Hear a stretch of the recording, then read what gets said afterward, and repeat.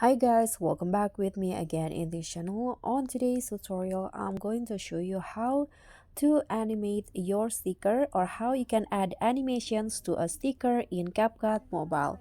So first, just go to a sticker and then pick your sticker. You can pick your favorite sticker in here. Let's try, okay, this one. I'm going to add this cat sticker. Position it as you like. I'm going to put it in here. Then here, just click on the animation. So here you can just choose the category whether you want to add animation in, out, or loop. I'm going to choose loop and choose your favorite animation here.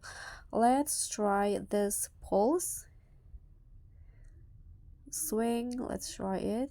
Okay, I like this one, and here you can adjust the speed. I'm going to go with 1.5 second.